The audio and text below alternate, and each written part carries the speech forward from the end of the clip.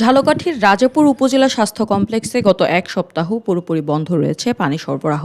ফলে ব্যবহার অনুপযোগী হয়ে পড়েছে হাসপাতালের টয়লেট ও বাথরুম। চারদিকে ছড়িয়ে পড়েছে দুর্গন্ধ, ব্যাহত হচ্ছে সাধারণ পরিচ্ছন্নতাও। নিরুপায় হয়ে রোগীরা দূরবর্তী খাল বা পুকুর থেকে পানি এনে প্রয়োজন মেটাচ্ছেন।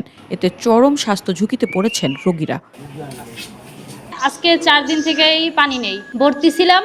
এখন এই পানির কারণে কষ্ট হয় দেখে এখন নাম কাটে বাসায় চলে যাইতে আসি। টয়লেটে তারপর কাপড় চোপড় গোসল সবই তো বাহির দিয়ে থেকে আনিয়ে গোসল করা লাগে। ভোগান্তি তো অনেক ভোগান্তি, পানি নিয়ে এত কষ্ট করিয়া দোতলায় উঠিয়ে পানি নিয়ে ব্যবহার করতে অনেক কষ্ট হইয়া যায়। যে আমার সাথে থাকে সেও তো রোগী হয়ে যায়, এত পানি টানতে টানতে তো তার জীবন তো শেষ হয়ে যায়। এখানে পানির সমস্যা সবচেয়ে অনেক বেশি। আজকে 4 দিন আমার মেয়ে নিয়ে আমি হসপিটালে ভর্তি, কিন্তু পানি নেই। এখানে কাপড় চোপড় বাচ্চা কাচ্চার দোয়া পালার হতে শুরু করে সব বাসায় নিয়ে ধুয়ে আসা লাগে। এ নিয়ে যদি একটু আমরা মুক্তি পাইতাম বা আমাদের পানির কোনো যদি ব্যবস্থা করে দিত অনেক ভালো হতো। কাপড় চোপড় ধুইতে পারি না, গোসল করতে পারি না, বাথরুমে যাইতে পারি না। ডিউটি বলে কাজ করি, পুষ্করিতে কাজ করতে হয়, অনেক কষ্ট হয়, অনেক ভোগান্তিতে আছি। বর্তমানে 50 শয্যার এই হাসপাতালটিতে হামের রোগীসহ প্রায় 90 জন চিকিৎসাধীন। বিশেষ করে শিশু ও নারী রোগীদের দুর্ভোগ এখন চরমে।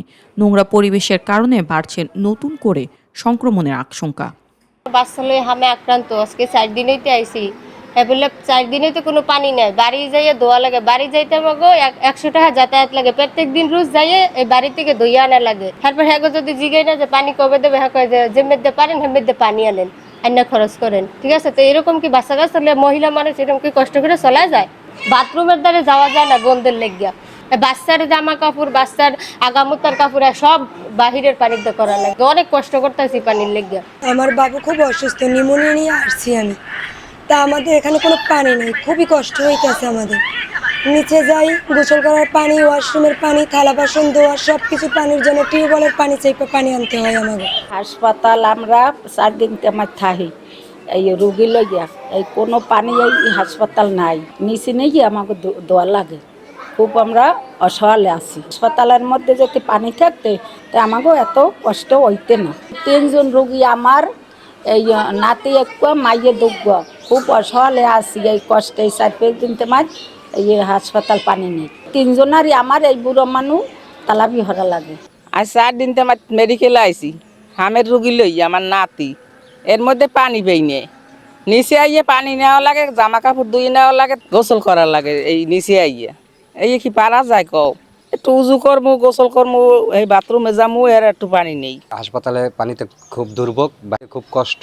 আমরা এখন ওই এমনি ব্যবহারের জন্য পুষ্করিণীর পানি ব্যবহার করতেছি, আর খাবারের পানি ওই কল দিয়ে নিতেছি। পানিতে খুব দুর্ভোগ, 4-5 দিন ধরে চলতেছে এই অবস্থায়। বাথরুমে যে করবো সেই পানি পাচ্ছি না, খুব দুর্ভোগে আছে। হ্যাঁ, হাসপাতাল কর্তৃপক্ষ জানায় প্রায় 55 বছরের পুরনো সাবমার্সিবল টিউবওয়েল পাইপ ও হাউজিং এর ত্রুটি দেখা দেওয়ায় এই সংকট। ফলে সাময়িকভাবে ফায়ার সার্ভিসের গাড়ি দিয়ে পানি সরবরাহ করা হলেও তার চাহিদার তুলনায় একেবারেই সীমিত।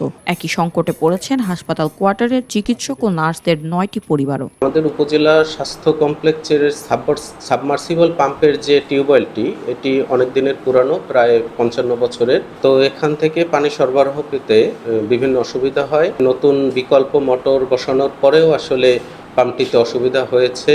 প্রায় 2টি মোটর পুড়ে গেছে। পানি সরবরাহ কয়েকদিনের জন্য বন্ধ ছিল। পরবর্তীতে আমরা বিকল্প ব্যবস্থা হিসেবে ফায়ার সার্ভিসের লোকজন, ইউনো মহোদয় এবং আমাদের ইউএসএফপিও স্যারের মাধ্যমে তারা এসে আপাতত আমাদের পানি সরবরাহ নিশ্চিত করেছে। আমরা ঊর্ধ্বতন কর্তৃপক্ষকে জানিয়েছি, তারা আশ্বাস দিয়েছেন যে দ্রুতই ব্যবস্থা নেওয়া হবে। আমাদের পাম্প মেরামতের জন্য স্বাস্থ্য প্রকৌশল অধিদপ্তর থেকে ইঞ্জিনিয়াররা এসেছেন, ওনারা চেষ্টা করছেন নতুন পাম্প বসানোর আগ পর্যন্ত যদি মেরামত না করা যায় তাহলে বিকল্প ব্যবস্থা হিসেবে আমরা পুকুরের পানিটি ব্যবহার করব। ইতিমধ্যে বিষয়টি সংসদ সদস্য ও স্বাস্থ্য মন্ত্রণালয়কে জানানো হয়েছে। তবে স্থানীয়দের দাবি, একটি সরকারি হাসপাতালে দিনের পর দিন এমন সংকট মেনে নেওয়া যায় না। দ্রুত স্থায়ী সমাধান না হলে ভেঙে পড়তে পারে এই অঞ্চলের অন্যতম প্রধান চিকিৎসা সেবা।